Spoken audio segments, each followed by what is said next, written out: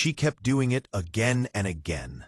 Those heavy cement trucks, crushing the little wooden bridge I built with my own hands. I told her, "Karen, this bridge can't hold that weight." But she just smiled, that kind of fake smile that makes your blood boil, and said, "Then don't build it where I drive." That bridge connected my land to the county road. I'd lived there for years, quiet and peaceful. But ever since the new HOA took over and Karen became president, things turned into a nightmare. She said my property technically fell under HOA supervision, which was a lie. Still, every morning, her workers drove their cement trucks right over my bridge to reach the new houses they were building next door. One morning, I heard the wood crack again. The boards bent under the weight of another one of her trucks. I shouted from my porch, "Hey, that bridge isn't rated for trucks. You'll destroy it." The driver ignored me. Karen stood nearby, with her arms crossed, sunglasses on, pretending not to hear. That's when I decided, enough. She wanted to play games. I'd play smarter. I didn't yell anymore. I didn't call the cops. I just smiled back. Because I knew something she didn't. That bridge wasn't just old wood. I'd reinforced part of it with steel plates underneath. But only halfway through, I left one side weak on purpose. Just to see what would happen next time, she tried to prove she owned everything around her. And the very next morning, she did. The sound came first, that deep shaking rumble of a diesel engine. I stood by the fence, pretending to fix the post, when I saw her convoy coming again. Same cement truck, same driver, and of course, Karen in her white SUV leading the way like a queen. She rolled down her window when she saw me. "Don't even think about stopping us." "Frank," she shouted, "we have permits." I just smiled and waved. "Sure, Karen. Go ahead. Cross the bridge." The driver hesitated, but Karen barked, "Do it." He pressed on the gas. The bridge groaned, boards cracking under the weight, one by one. I held my breath. Then it happened. The front wheels hit the weak spot. With a loud crack, the whole section dropped.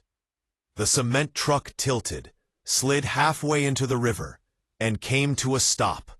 Stuck, engine sputtering, tires spinning in the mud. Karen screamed, jumping out of her SUV. "What did you do? You sabotaged it." I stayed calm. "I told you, Karen. This bridge can't hold your trucks." She pointed her phone at me, recording. "I'm calling the HOA board. You're finished." I laughed softly. "You go ahead and do that, but make sure you call the real authorities too." She didn't understand what I meant. Not yet. But she would soon. Because I'd been recording her for weeks. Every trespass, every truck, every threat. All of it was saved on my security camera system. And even better, one of her fake permits had her signature forged right on it. And that morning, I had already sent everything to the county sheriff. About an hour later, the sirens echoed through the valley, loud, sharp, echoing off the trees. Karen stood there, pacing near the half-sunken cement truck, yelling into her phone. Her perfect hair was a mess now, her voice cracking as she tried to sound in control. When the sheriff's car stopped by the fence, I didn't move. I just leaned on the post, arms crossed. Karen rushed to him, shouting before he even got out. "Arrest him! He destroyed public property! He trapped my driver!" The sheriff, a big man with gray hair and calm eyes, looked at her for a moment. Then he looked at me. "Frank," he said slowly, "you called about trespassing last week, right?" Karen froze. "Wait, what?" He walked toward the bridge, took a look at the deep ruts in the dirt, the broken boards, and the half-sunk truck. "Ma'am," he said to her, "this isn't public property. This bridge is clearly on his land. Your trucks have no business crossing here." Karen's face went pale. No, that's wrong. The HOA map." The sheriff cut her off. "We checked your map. It's fake. You forged county documents." Her mouth opened, but no words came out. I pulled out my phone and showed the footage. Her driver crossing every single day. Her yelling at me. Her putting fake HOA notices on my gate, saying, "Unauthorized construction." The sheriff watched for a while, then sighed. "Frank," he said, "thanks for your patience. We'll handle this." Then he turned to her. "Karen, you're coming with us. Impersonating county authority and trespassing are serious charges." She screamed, "You can't do this to me. I am the HOA president." The sheriff smiled faintly. "And I'm the law here, ma'am." As they led her to the car, she turned and glared at me, like she could burn holes through me. I didn't say a word. I just nodded once. Calm, quiet, satisfied. Because she still didn't know the biggest twist. That night, after everything settled down, I sat by the porch, watching the river carry small pieces of broken wood downstream. The bridge looked ruined, but to me, it was freedom. Finally quiet, no trucks, no yelling, no fake notices taped to my gate, just the sound of water and wind. But I knew it wasn't over. People like Karen never go down that easily. Sure enough, the next morning, I saw her white SUV parked across the road again. She was out on bail already. She stood there, arms crossed, her eyes locked on me, like she was planning her next move. She shouted across the field, "You think you've won, Frank? The HOA will take this land from you.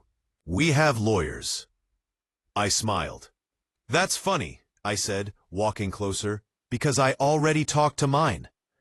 Her expression changed, a flicker of doubt. I pulled a folder from under my arm and handed it to the deputy who had come back to supervise cleanup. Inside were the original property deeds, signed by my grandfather in 1954, notarized by the county clerk.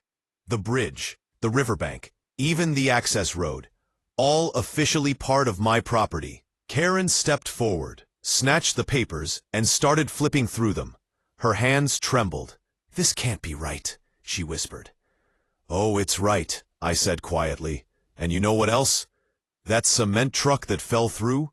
It's sitting on my land. That means it's my problem now. Or more accurately, my property." Her head snapped up. "What?" I said. "See, by law, if you abandon equipment on private property after 72 hours, the owner can file a claim of possession." I could see the panic rising in her eyes. The same woman who used to threaten me with HOA fines was now realizing that her company's truck, worth thousands, was legally mine. And the best part? I already had paperwork ready.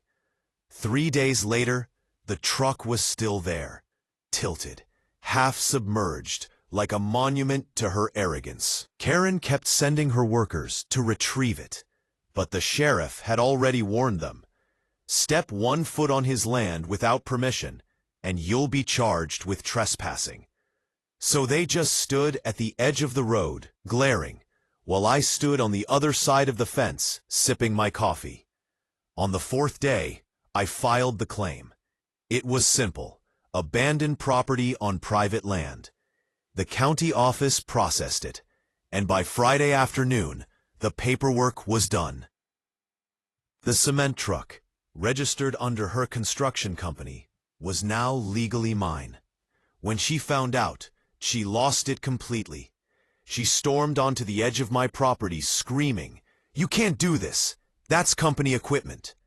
I didn't even raise my voice. "Karen," I said calmly, "you destroyed my bridge, trespassed for weeks, and ignored every warning.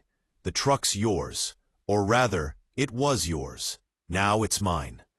She threw her hands up, trembling. I'll sue you. I'll take everything you have. I nodded slowly. You could try. But the thing is, I already talked to the insurance company. They saw the footage. They know who's at fault. You might want to check your mail. They're billing you for the bridge repairs. For the first time, she didn't have a comeback. She just stood there, staring at the river, like it had betrayed her. Then I added softly, You know, Karen, you really should stop trying. The next morning, I woke up to shouting, tires grinding on gravel. When I stepped outside, 3 trucks were parked near my dock. Karen stood proudly in front of them, clipboard in hand, her sunglasses gleaming like she was leading a military raid. All right, move that boat, she barked. The HOA has voted. This is happening today. Behind her, 2 men in uniforms stepped forward, but something felt off. Their badges were crooked, their uniforms mismatched. One even wore sneakers. I folded my arms. You call those cops? Karen smirked. Private security, authorized by the HOA. I almost laughed. Authorized to break the law? She didn't answer. Instead, one of her officers grabbed the chain of my boat, trying to pull it free. The sound of metal scraping against wood echoed across the lake. That was my last line. Touch that again, I said quietly, and I'll call the real sheriff. Karen rolled her eyes. Oh, please, you think anyone will take your side? You're just a tenant. That word hit me harder than I expected. Tenant. Like I didn't belong here. I stepped closer until I could see her reflection in the lake water. Steady, certain, and completely wrong. You've been playing with the wrong man, Karen. Before she could answer, I pulled my phone out and dialed. Sheriff's office, a voice answered. Hey, Tom, I said. It's Jack. I think you'll want to see what your neighbors are doing at my lake. Karen's fake cops froze when they heard the name. Tom wasn't just any sheriff. He was my old army buddy, the one who owed me his life from back in Afghanistan. Karen's smirk began to fade. Wait, what did you just say? I just smiled. Don't worry, the real law's on its way. Maybe they'll explain who really owns this lake. For the first time, Karen looked uncertain. She whispered something to her fake security, but it was too late. Sirens echoed in the distance, growing louder every second. And as the red lights flashed across the water, I leaned against my truck and whispered, You wanted rules, Karen? Let's play by them.